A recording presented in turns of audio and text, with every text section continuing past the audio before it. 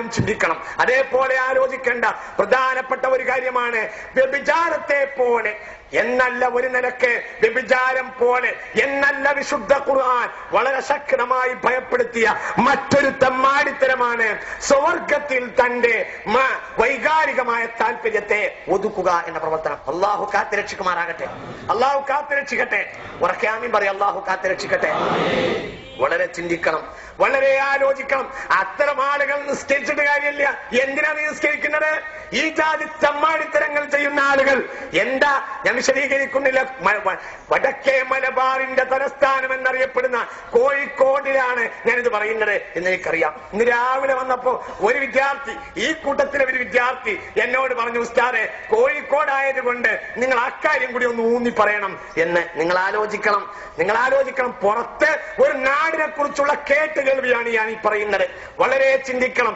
അതിന്റെ പേരിൽ മാത്രം പ്രവർത്തിക്കുന്ന ലോഡ്ജുകൾ ഇവിടെ എന്താ റഹ്മത്ത്? അള്ളാന്റെ അദാബ് ഏത് നേരത്തും ഇറങ്ങാം. ഇതടിയിൽ മറിച്ചിട്ട് അള്ളാഹു അറബിക്കടലിൽ ചേർക്കാം. അള്ളാഹു കാത്തുരക്ഷിക്കട്ടെ. നിങ്ങളാരും വലിപ്പല്ല. അള്ളാന്റെ റഹ്മത്ത് എങ്ങാനും ഇല്ലായിരുന്നുവെങ്കിൽ ഈ കോഴിക്കോടിന് അള്ളാഹു അടിമേൽ മറിക്കുമായിരുന്നു.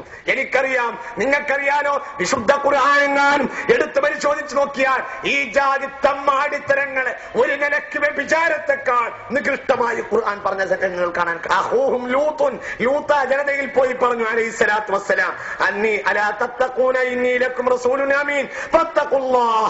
ജനങ്ങളെ, നിങ്ങൾ അല്ലാഹുവിനെ സൂക്ഷിച്ചുകൊള്ളുക. വമാ അസ്അലുക്കും അലൈഹി മിൻ അജ്രിൻ ഇൻ അജ്രിയ ഇല്ലാ അലാ റബ്ബിൽ ആലമീൻ. അല്ലാഹുവിനോട് ഞാൻ ചോദിക്കൊള്ളൂ, അല്ലാഹു അല്ലാത്തവരോട് ഞാൻ കൂലി ചോദിക്കുന്നില്ല. നിങ്ങളൊന്ന് സാംസ്കാരികമായി ഒരു നിലവാരത്തിലേക്ക് വരൂ എന്ന് ബഹുമാനപ്പെട്ട ലൂത്ത് നബി അലൈഹിസ്സലാത്തു വസ്സലാം ആ ജനതയോട് പറഞ്ഞു.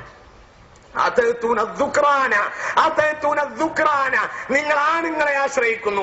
ആണുങ്ങൾ അവരുടെ ലൈംഗിക ഇംഗിതം തീർക്കാൻ ഇത് വളരെ ആഭാസകരമാണ്, ഇത് വളരെ ആഭാസകരമാണ്.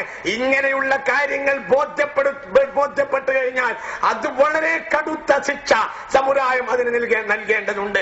ഞാൻ പറയുന്നത് സമുദായത്തിന്റെ മുഖങ്ങളിൽ നിന്ന് അവരെ താഴേക്ക് ഇറക്കേണ്ടതാണ്. അള്ളാഹു നമ്മെ കാത്തുരക്ഷിക്കുമാറാകട്ടെ. അത്തരം ആളുകളെ ഇമാമത്ത് പോലും നിർത്തരുത്. അത്തരം ആളുകളെ പിന്നിൽ ഇമാം ജമാഅത്ത് നടത്തിയാൽ ആ ഇമാം അവൻ ആരായാലും, അവൻ പള്ളിയിലായ ആളായാലും, അവൻ കമ്മിറ്റിയിലായ ആളായാലും, അവന് തീങ്കാനയിലെ ആളായാലും, ആരായാലും അത്തരം ആളുകളെ പിന്നിൽ നമസ്കരിച്ചാൽ നിസ്കാരത്തിൽ പോലും അവന്റെ കൂലി അവന് ലഭിക്കുകയില്ല. അള്ളാഹു നമ്മെ കാത്ത് രക്ഷിക്കട്ടെ. വളരെ കുടുങ്ങിയിട്ട് ഞാനിത് പറയാണ്. നിങ്ങളിത് ചിന്തിക്കണം, വളരെ ആലോചിക്കണം. ഞാൻ നിങ്ങളെക്കാൾ ലജ്ജയുള്ളവനാണ്.